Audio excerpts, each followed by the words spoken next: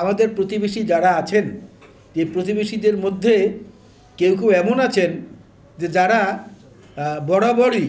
বরাবরই খবরদারি করতে খুব পছন্দ করেন, যেটা বাংলাদেশের সাধারণ মানুষ পছন্দ করে না, আর বিএনপির তো পছন্দ করার প্রশ্নই ওঠে না।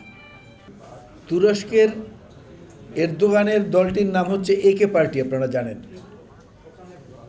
পাকিস্তানের ইমরান খান সাহেবের দলটির নাম হচ্ছে তেহরিকে ইনসাফ, আর দিল্লিতে কেজরিওয়ালের দলটির নাম হচ্ছে আম আদমি পার্টি। তিনটাই কিন্তু বাংলাদেশের সীমানার বাইরে, বাংলাদেশের ভেতরে না। কিন্তু দেখলাম বৈষম্য বিরোধী আন্দোলনের নেতারা তারা এই তিনটি দলের আদলে তাদের দল এবং ভবিষ্যৎ কর্মসূচি নির্ধারণের জন্য পরিকল্পনা করছে, এবং সেটা তারা বলেছেন মিডিয়ার কাছে। তো এইটা একটা অদ্ভুত লাগলো আমার কাছে। যেই প্রজন্ম এই মাটিতে জন্ম নিয়েছে, আমাদের আলো বাতাসে বেড়ে উঠেছে, আমাদের মায়ের স্তন্যপান করেছে, বাবার আদর পেয়েছে, ঝড় বৃষ্টি বাদল সব কিছুকে উপেক্ষা করে শীত গরম সব কিছুর মধ্য দিয়ে এই মাটিতে লালিত পালিত হয়েছে, তাদের কাছে বিদেশি নেতাদের মতবাদটা এত জনপ্রিয় হলো কেন?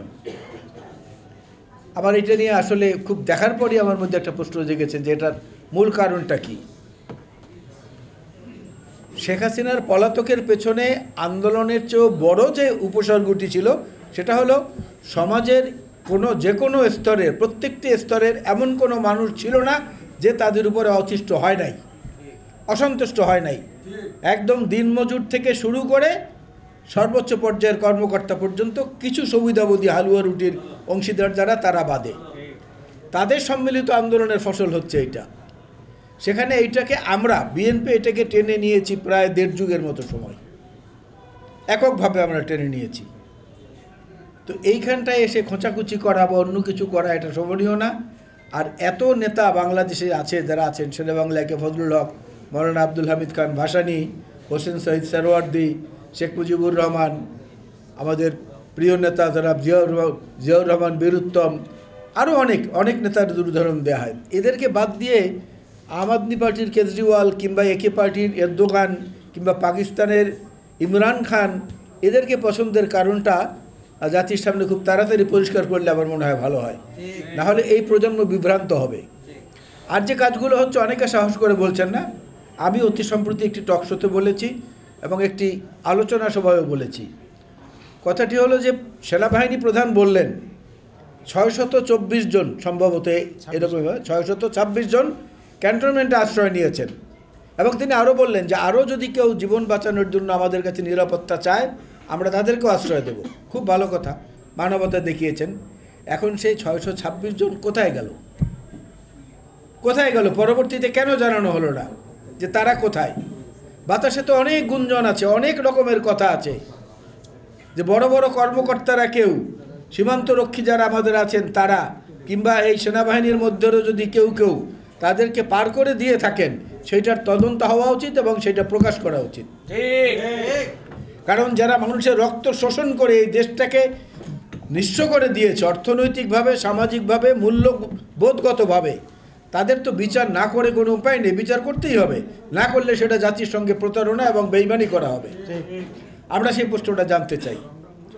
এবং আমাদের প্রতিবেশী যারা আছেন এই প্রতিবেশীদের মধ্যে কেউ এমন আছেন যে যারা বরাবরই খবরদারি করতে খুব পছন্দ করেন, যেটা বাংলাদেশের সাধারণ মানুষ পছন্দ করে না, আর বিএনপির তো পছন্দ করার প্রশ্নই ওঠে না। সেদিক থেকেও আমাদের সতর্ক দৃষ্টির প্রয়োজন রয়েছে। স্বামী স্ত্রী দুইজনে বসে আছেন, তো নীরব, কোনো কথাবার্তা নাই। স্ত্রী চিন্তা করলেন যে স্বামীকে একটু জিজ্ঞেস করি, বলে যে আচ্ছা তুমি সারাদিন এই বই নিয়ে বসে থাকো, কি মজা এটার মধ্যে? বলে যে আমার খুব ভালো লাগে, বই নিয়ে থাকতে খুব ভালো লাগে। স্ত্রী তখন দীর্ঘশ্বাস ফেলে বললেন, আহা, আমি যদি বউ না হয়ে বই হতাম তাহলে না কত মজা হতো। স্বামী সঙ্গে সঙ্গে চট করে উত্তর দিলেন, হ্যাঁ ভালোই তো বলেছ, তাহলে দয়া করে বই না হয়ে পঞ্জিকা হও, বছর বছর পরিবর্তন করতে পারবো। বছর বছর পরিবর্তন করার কোনো পরিকল্পনা নিয়ে অগ্রসর হবেন না, দয়া করে। এই সরকারকে বলবো সেটা দয়া করে হবেন না। অবৈধ অস্ত্রের কথা এখানে একজন বক্তা বলেছেন, রেজাবুদ্দৌলা চৌধুরী সম্ভবত বলেছেন, এই অস্ত্রগুলো উদ্ধার করা দরকার। এবং এখনও কারা, আমি ওই দিন টক শোতে প্রেস সচিবকে বলেছি, ডক্টর ইউনূস সাহেবের প্রেস সচিবকে বলেছি যে বড় বড় কথা না বলে বড় বড় কিছু কাজ করে দেখান, কিছু কাজ করে দেখান, যে কাজগুলো মানুষের মনের মধ্যে এখন পর্যন্ত হাহাকার অবস্থায় বিরাজ করছে। এই অস্ত্রগুলো উদ্ধার করেন, দ্রব্যমূল্যের সিন্ডিকেটটাকে থামান। সিটি গ্রুপ, বসুন্ধরা গ্রুপ, মেঘনা গ্রুপ, কাজী ফার্মস, এদের যারা আছে এদেরকে নিয়ে সরকার বসে না কেন? কেন বসে না? আকিজ গ্রুপ থেকে উপদেষ্টা নিয়েছেন, তাকে দায়িত্ব দেন যে বাজারে যদি দ্রব্যমূল্য বাড়ে তোমার উপদেষ্টা নেই, তুমি ব্যর্থ, অথবা বুঝতে হবে এই সিন্ডিকেটের সঙ্গে ওই উপদেষ্টা জড়িত। ঠিক, যদি কেউ এই অভিযোগ করে সেটা কি ইচ্ছা করলেই খণ্ডানো যাবে? মানুষ দ্রব্যমূল্যের চাপে অতিষ্ঠ হয়ে গেছে, সামনে রমজান আসছে, কী যে হবে মানুষের মধ্যে একটা হাহাকার অবস্থা। বিশ্বাস করেন, প্রত্যেকটি জিনিসের দাম বাড়ছে, সয়াবিন বাজার থেকে অদৃশ্য হয়ে যাচ্ছে। আমি জেনে শুনে বলেছিলাম যে সয়াবিনের প্রাইস সারা পৃথিবীতে কমেছে। ডক্টর ইউনূস সাহেবের প্রেস সচিব আমার সঙ্গে বললেন যে না, প্রাইস বেড়েছে। এখন যেহেতু তখন আমার হাতে দলিল ছিল না, আমি দেখাতে পারিনি, কিন্তু খোঁজ নিয়ে দেখেন সয়াবিনের দাম আন্তর্জাতিক বাজারে কমেছে, অথচ এখানে সয়াবিন গায়েব হয়ে গেছে। মানে রোজার 1-2 দিন আগে থেকে আবার দেখা যাবে যে এটা বাজারে এসেছে এবং এটার মূল্য অনেক বেড়েছে। তাহলে বাণিজ্য উপদেষ্টা হিসাবে যাকে আমরা নিলাম, যিনি একটা বড় কর্পোরেট হাউসের মালিক, লাভ হলো কি? কী লাভ হলো? এনজিও করা আর জাতীয় সরকার পরিচালনা করা এক জিনিস না। এনজিও অনেকেই পরিচালনা করতে পারে, দেশ পরিচালনা করার জন্য যাদের অভিজ্ঞতা আছে তাদের সঙ্গে যোগাযোগ, তাদের কাছ থেকে পরামর্শ নেওয়া এবং তাদের সদিচ্ছাটাকে বাস্তবায়ন করা, এই জিনিসগুলোর দিকে আমাদের তাকাতে হবে এবং সেটা এই সরকার যত তাড়াতাড়ি গ্রহণ করবেন তত সবার জন্য ভালো হবে। আর এই গণতান্ত্রিক জাগ্রত বাংলাদেশকে আমি বলবো, আপনারা এই ধরনের আলোচনা অনুষ্ঠানের আরও বেশি বেশি আয়োজন করেন, ভিন্ন মতের মানুষদেরকেও নিয়ে আসেন, শোনেন তারা কি বলে, সেটাও শুনেন, শুনে আপনারা একটা উপসংহারের দিকে যান। যেই 31 দফা বিএনপির পক্ষ থেকে দেওয়া হয়েছে, আমাদের ভারপ্রাপ্ত চেয়ারম্যান এবং আমাদের দলের চেয়ারপারসন বেগম খালেদা জিয়া এটাকে দিয়েছেন 2016 সনে, আজকে 9 বছর। তিনি 2030 ভিশন দিয়েছিলেন, সেইটার পরিমার্জিত রূপ হচ্ছে 27 দফা বিএনপির পক্ষ থেকে। সেই 27 দফাকে ক্রমাগতভাবে বিভিন্ন রাজনৈতিক দলগুলোর সঙ্গে যারা আন্দোলনে ছিল, হাসিনা বিরোধী আন্দোলনে, তাদের সঙ্গে পরামর্শ করে আমরা 31 দফায় নিয়ে এসেছি।